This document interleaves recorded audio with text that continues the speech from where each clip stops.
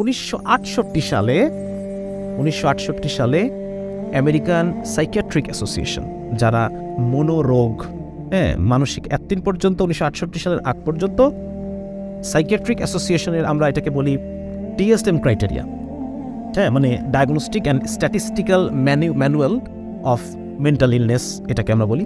এবং এই মেন্টাল ইলনেসের যে লিস্ট এবং ক্রাইটেরিয়া, সেখান থেকে হস্তমৈথুনকে বাতিল করে দেওয়া হলো 1968 সালে, কেননা কিনসি সাহেব বলে দিয়েছেন এটা স্বাভাবিক, সুতরাং এখানে আর হস্তমৈথুনকে আর মনোরোগের তালিকায় রাখা হলো না। ঠিক আছে, পয়েন্টগুলো খেয়াল করেন, সালগুলো খেয়াল করতে হবে, সালগুলো খেয়াল করা খুব ইম্পর্টেন্ট, নাহলে পরে আমরা বিষয়টা ধরতে পারবো না যে কাজটা কারা করলো, কেন করলো, কি মোটিভ নিয়ে করলো, আমরা এটা ধরতে পারবো না। তাহলে 1968 সালে মনোরোগের তালিকা থেকে, ডিএসএম ক্রাইটেরিয়া থেকে হস্তমৈথুনকে মনোরোগের তালিকা থেকে বাদ দিয়ে দেওয়া হলো। এবং ঠিক পরের বছর 1969 সালে প্রথম প্রকাশ্যে থিয়েটারগুলোতে রিলিজ হলো প্রথম ব্লু ফিল্ম, প্রথম পর্ন মুভি, তার নাম হচ্ছে এটার পরিচালকের নাম ছিল অ্যান্ডি ওয়ারহল। এবং এই ভদ্রলোক যেই বছর 1968 সালে হস্তমৈথুনকে স্বাভাবিক বলে মনোরোগের তালিকা থেকে বাদ দিয়ে দেওয়া হলো, ঠিক পরের বছর রিলিজ হলো প্রথম পর্ন মুভি। ঠিক আছে না? তাহলে কি মানে কানেকশন টের পেয়েছেন কিনা, কানেকশনটা বোঝা যাচ্ছে কিনা? আজকে বিজ্ঞানীরা পর্নোগ্রাফিকে খারাপ বলতেছে, কিন্তু হস্তমৈথুনটাকে তারা খারাপ বলবে না, তারা বলছে না, বিকজ এই হস্তমৈথুনের উপরে টিকে আছে $10,000 কোটি পর্ন ইন্ডাস্ট্রি। প্রতি বছর $10,000 কোটি জেনারেট করে যেই পর্ন ইন্ডাস্ট্রি, মানে $10,000 কোটি মানে কত? 100 বিলিয়ন ডলার প্রতি বছর। তাহলে এই বিশাল পর্ন ইন্ডাস্ট্রি পুরোটাই দাঁড়িয়ে আছে হস্তমৈথুনের উপরে। হয় মানুষ পর্ন দেখে হস্তমৈথুন করার জন্য, অথবা নিজের অবচেতন মনে পর্নোগ্রাফিতে ঢুকে যায়, পর্নোগ্রাফি দেখার, which ends up in masturbation. মানে হস্তমৈথুন এবং পর্নোগ্রাফি দুটোকে আলাদা করে দেখার কোনো সুযোগ নেই।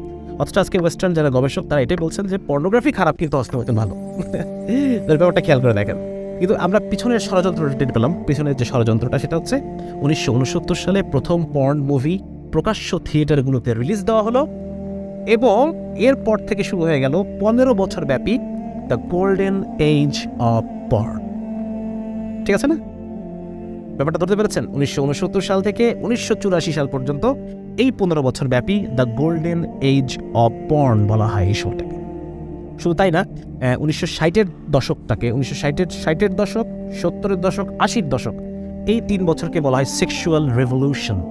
পশ্চিমের মানে ওয়েস্টে এই 30 বছরে একটা সেক্সুয়াল রেভলিউশন ঘটে গেছে। মানুষ যে মানে সতীত্বকে আগে ভালো মনে করতো, এখন সতীত্বকে খারাপ মনে করা হয়। এখন আমেরিকার প্রত্যেকটা মানে 16 ইয়ার ক্রস করা 16 বছর বয়সী ষোড়শী প্রতিটি কিশোরী 16 বছর পার হওয়ার পরেও যদি সে ভার্জিন থাকে, এটাকে সে নিজের জন্য একটা ডিসক্রেডিট মনে করে যে আমি নিশ্চয়ই অ্যাট্রাকটিভ না, আমি নিশ্চয়ই আবেদনময়ী না, আমার নিশ্চয়ই কোনো কোয়ালিটিতে কোনো গ্যাপ আছে, আমি নিশ্চয়ই অযোগ্য, যার কারণে এখনও পর্যন্ত আমি ভার্জিন, এটা তারা মনে করে। তার মানে এই যে 30 বছরে সেক্সুয়াল রেভলিউশন, এখানে সমকামিতার পক্ষে লড়াই চলেছে, এখানে বিবাহ বহির্ভূত যৌনতার পক্ষে লড়াই চলেছে, এখানে অ্যাবর্শনের অধিকারের পেছনে লড়াই চলেছে। মানে মোট কথা এটাই যে সমস্ত ধরনের ধর্মীয় নীতিনৈতিকতাগুলোকে থেকে বেরিয়ে এসে সম্পূর্ণভাবে নিজের স্বেচ্ছাচারিতা, নিজের ভোগ, নিজের ফুক্তি, নিজের কামনা বাসনাকে চরিতার্থ করা, এটাকে বলা হচ্ছে পশ্চিমে, ইউরোপ এবং আমেরিকাতে সেক্সুয়াল রেভলিউশন ঘটে গেছে। তাহলে দেখেন, খুব খেয়াল করে দেখেন যে আসলে এর পিছনে বিলিয়ন ডলার ইন্ডাস্ট্রি আছে, তাই না? এখানে মানে প্রায় আমি কত বললাম, কেবলই $100 বিলিয়ন প্রতি বছর, এবং এটা বাড়ছে, ক্রমান্বয়ে বাড়ছে প্রতি বছর, মানে 8% হারে এটা বাড়ছে। টপ 5টা পর্ন সাইট প্রতিদিন 20 কোটি বার ভিজিট হচ্ছে।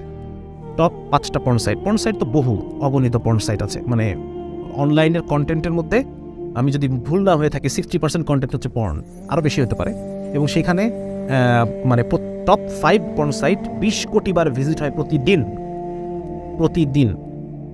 এবং 13 থেকে 24 বছর বয়সী, 13 থেকে 24 এই বয়সী মানুষ, তাদের মধ্যে 64% সপ্তাহে কমপক্ষে একবার পর্ন দেখে।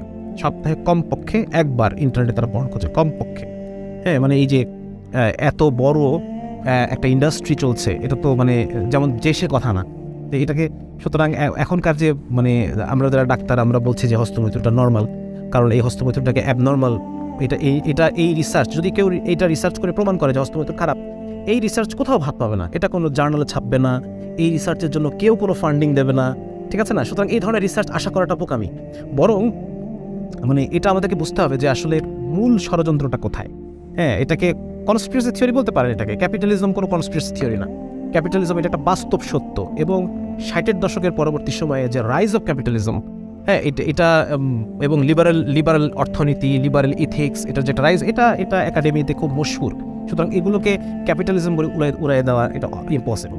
তো যাই হোক, মোট কথা এটা যে আমরা আলোচনা করে দেখলাম যে আসলে মূলত এই যে হস্তমৈথুনটাকে খারাপ মনে করা, এর থেকে এখন আমরা ভালো মনে করছি, এটা পুরোপুরিভাবে এর পিছনে দায়ী একটা ব্যবসায়িক একটা মানে কি বলা যায়, তাদের ব্যবসার জন্য আমি আমার মনকে বিসর্জন দিচ্ছি, তাদের ব্যবসার জন্য আমি আমার শরীরকে হুমকির মুখে ফেলতেছি, তাদের ব্যবসার জন্য আমি আমার যেই পারিবারিক জীবনের যে শান্তি, সেই শান্তিটাকে নষ্ট করতেছি। কিভাবে আমরা এই পয়েন্টে আসি? মানে পুরোটাই হচ্ছে তাদের ব্যবসার